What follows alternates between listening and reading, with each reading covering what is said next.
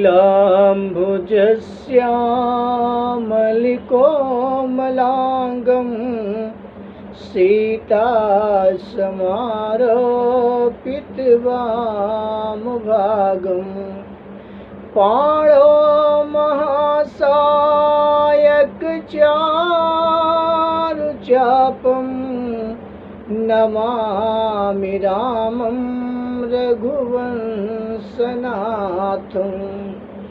कर्पूरगौरं करुणावतारं संसारसारं भुजगेन्द्रहारं सदा वसन्तं हृदयारविन्दे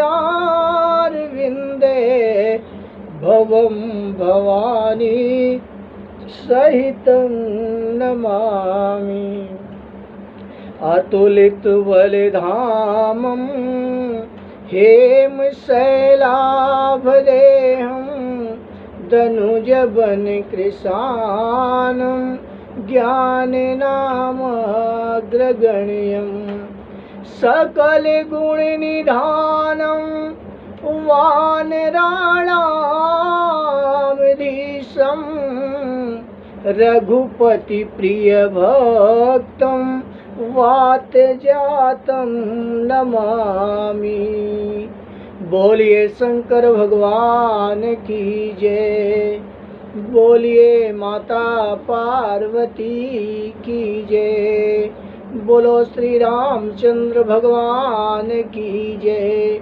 जगत जननी जगदम्बा माता जानकी की जय, बोलिए पवन पुत्र हनुमान की जय।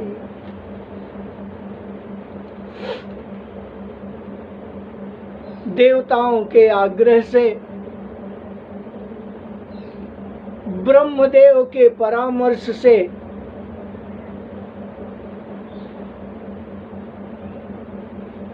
कामदेव संसार में व्याप्त तारकासुर के उपद्रव से, आतंक से मुक्ति दिलाने के लिए त्रिनेत्रधारी भोले शंकर की समाधि भंग करने के लिए तैयार हो जाते हैं। यद्यपि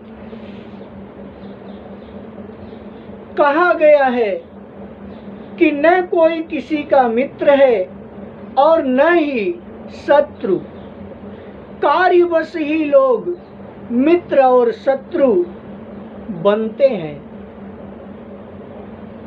तो इस समय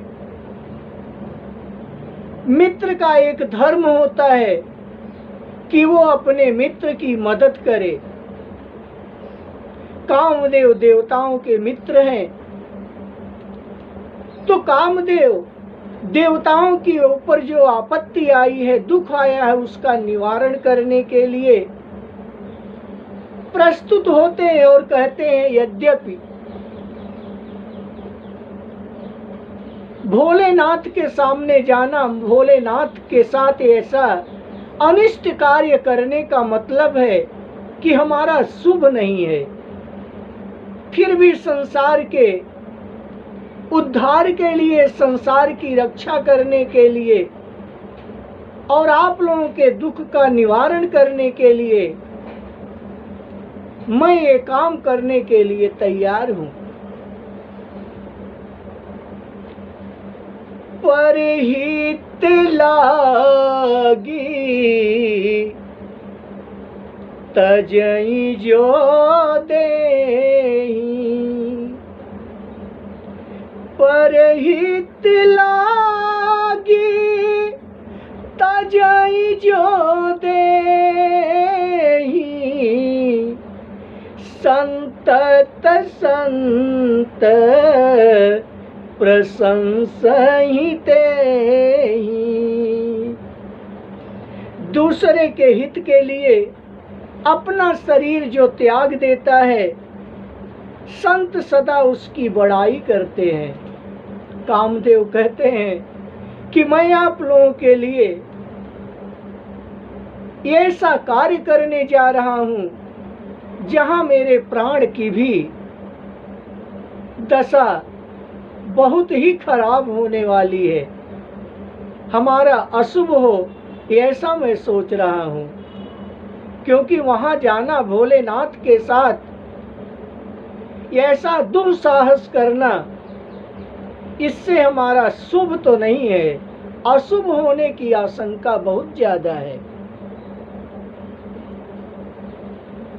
सुख और दुख तो अतिथि की तरह आते जाते रहते हैं। मनुष्य के जीवन में सुख और दुख अतिथि की तरह आते जाते रहते हैं, आते हैं और चले जाते हैं। अगर ये न आए मनुष्य के जीवन में तो मनुष्य को अनुभव नहीं होता। अनुभव कहां से आए फिर?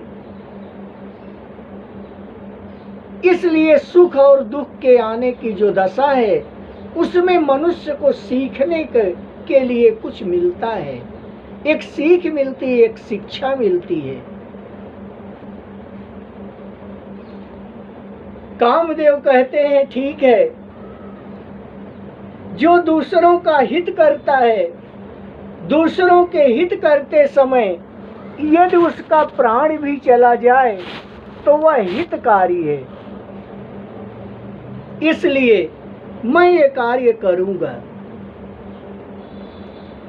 चलत मारे ऐसे हृदय ये विचारा,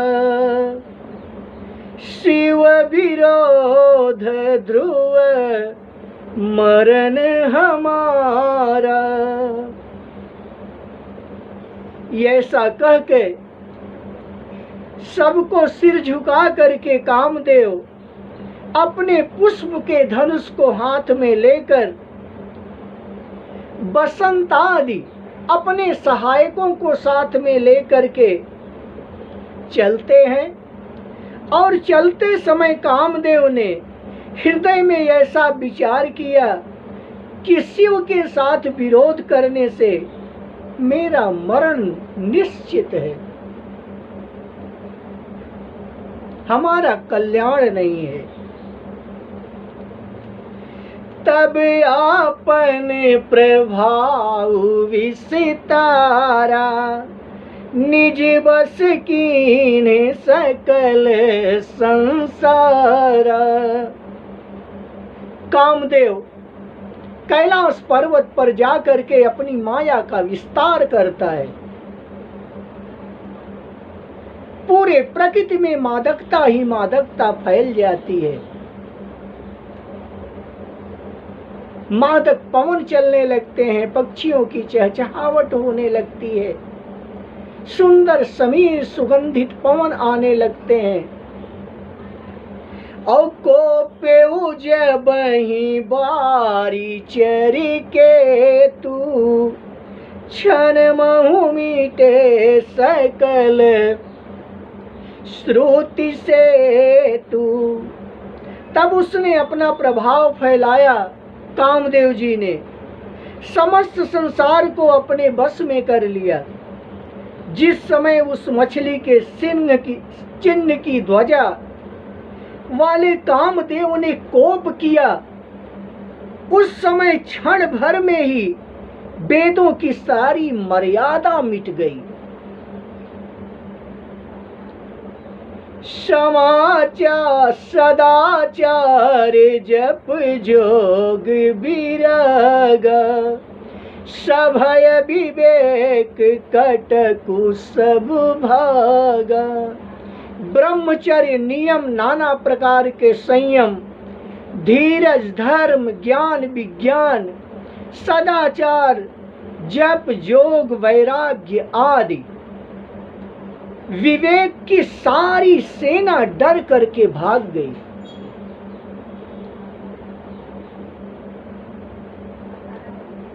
ये सब गुण वहां होते हैं जहां संयम होता है।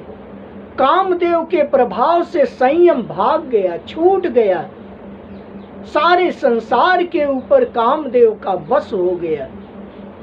कामदेव ने समस्त संसार के ऊपर अपना प्रभाव जमा दिया। विवेक अपने सहायकों सहित भाग गया। उसके योद्धा रणभूमि से पीठ दिखा गए। उस समय वे सब सतग्रंथ रूपी पर्वत की कंदराओं में जा छिपे, अर्थात ज्ञान, वैराग्य, संयम, नियम, सदाचार आदि ग्रंथों में ही लिखे रह गए। उनका आचरण छूट गया। सारे जगत में खलबली मच गई। सब कहने लगे, हे विधाता, अब क्या होने वाला है? हमारी रक्षा कौन करेगा? ऐसा दो सिर वाला कौन है जिसके लिए रति के पति कामदेव ने कोप करके हाथ में धनुष बाण उठा लिया। जे सजीव जग अचर चर, नारी पुरुष असना, ते निज निज मर्याद तजी, भय सकल बस का। जगत में स्त्री पुरुष संज्ञा वाले जितने चर अचर प्राणी हैं, वे सब अपनी अपनी मर्यादा छोड़कर काम के बस में हो गए। भय काम बस जोगींद्र तापस पावरन की को गने। सब के सब काम बस हो गए।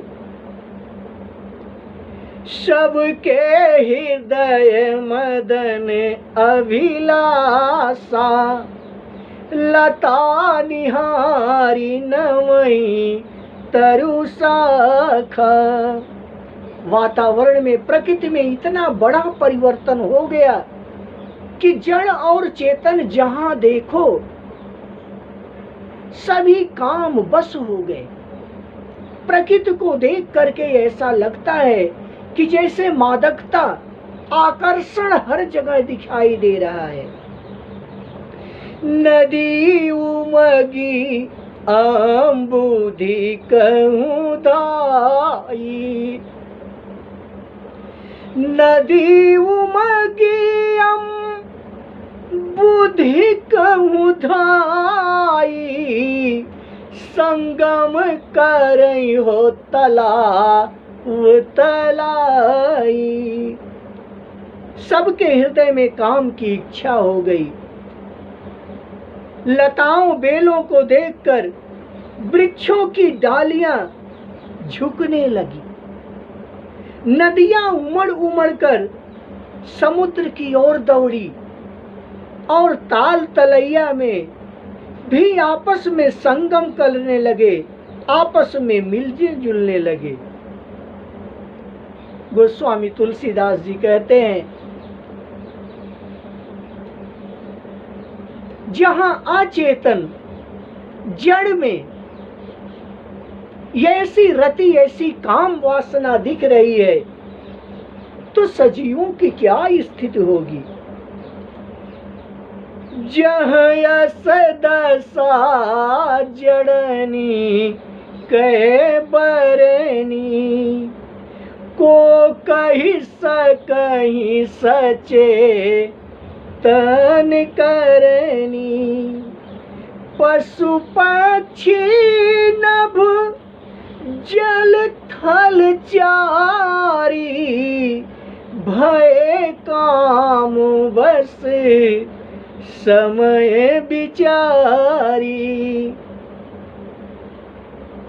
जब जड़ वृक्ष नदी आदि, जब जड़ की ऐसी दशा कही गई, तब चेतन जीवों की करनी कौन कह सकता है।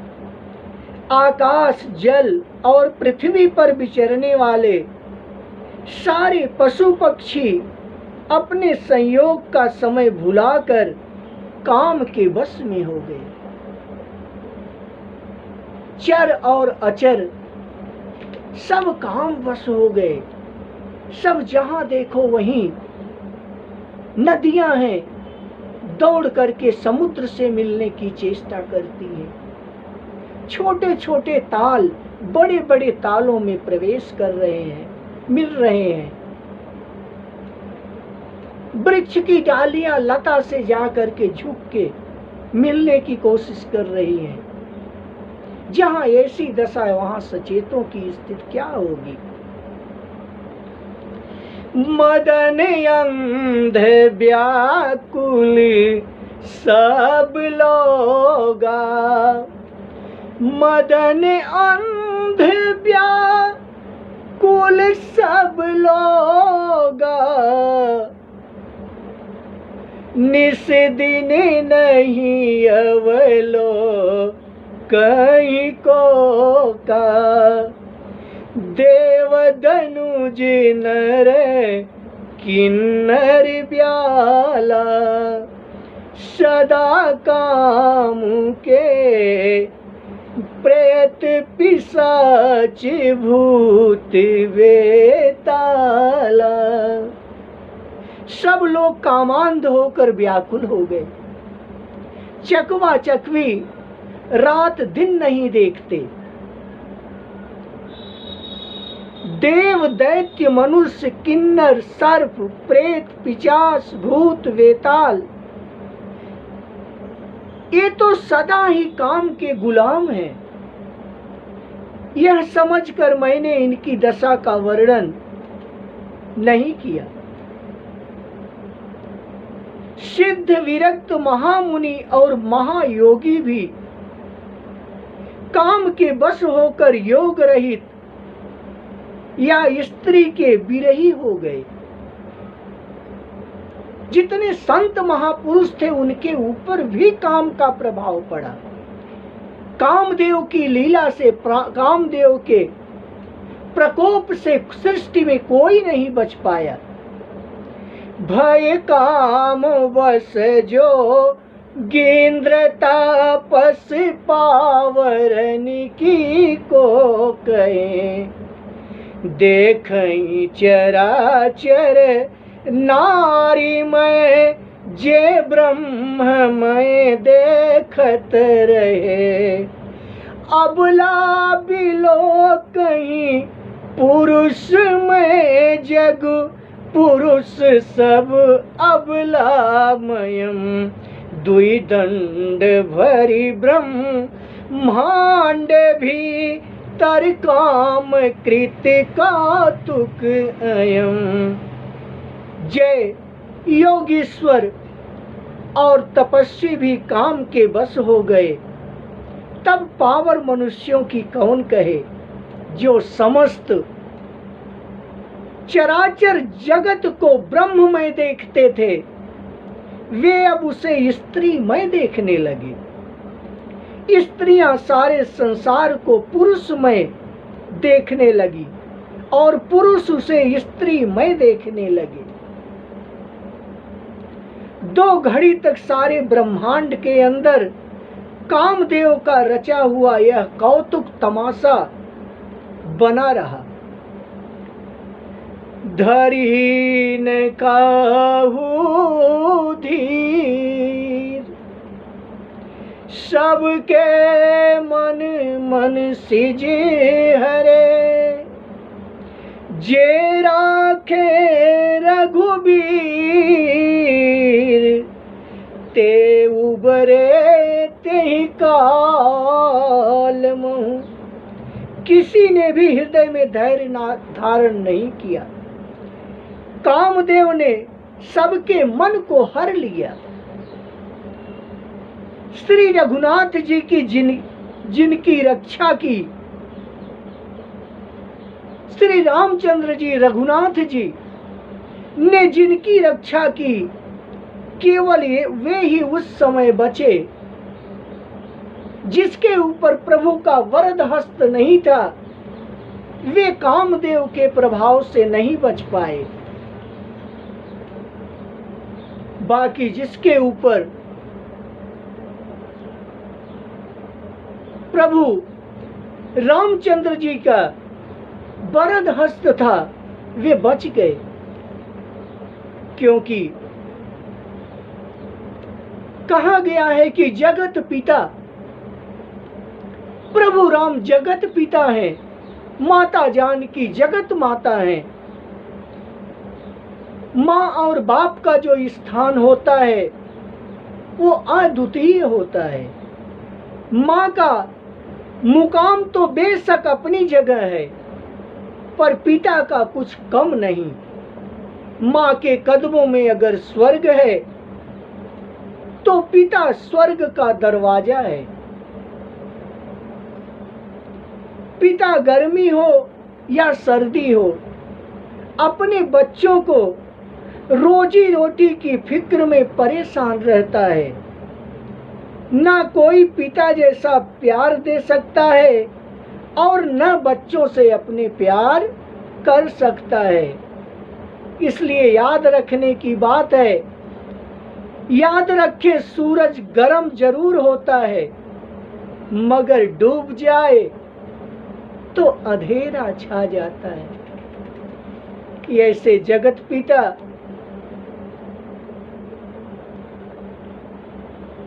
श्री रघुनाथ जी लोक कल्याण के लिए जिन लोगों पर वरद हस्त रख दिए, वही कामदेव के प्रभाव से बचे, नहीं तो समस्त संसार कामदेव के उस कोप का भाजन हुआ। कोई बच नहीं पाया कामदेव के प्रभाव से।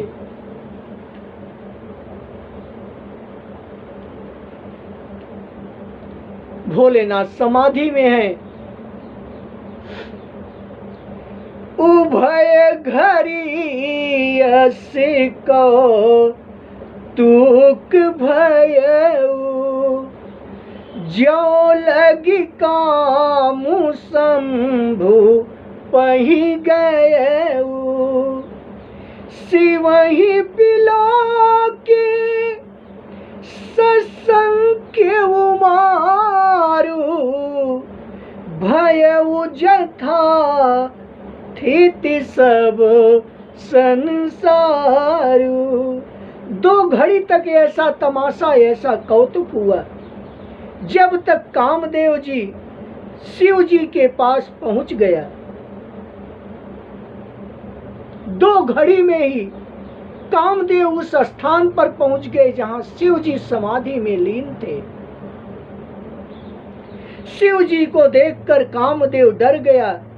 तब सारा संसार फिर जैसा का तैसा स्थिर हो गया। ऐसा परम पिता परमात्मा भोलेनाथ शंकर का दर्शन हुआ और उसी समय संसार की समस्त लोगों के ऊपर जो कामदेव का कोप था, कौतुक था, वो समाप्त हो गया। बोलिए शंकर भगवान की। श्रीमन नारायण नारायण हरि हरि, श्रीमन नारायण नारायण हरि हरि, श्रीमन नारायण नारायण हरि हरि है। भजमन नारायण नारायण हरि हरि, भजमन नारायण नारायण हरि हरि। बोलिए शंकर भगवान की जय। हर हर महादेव। जय श्री राम।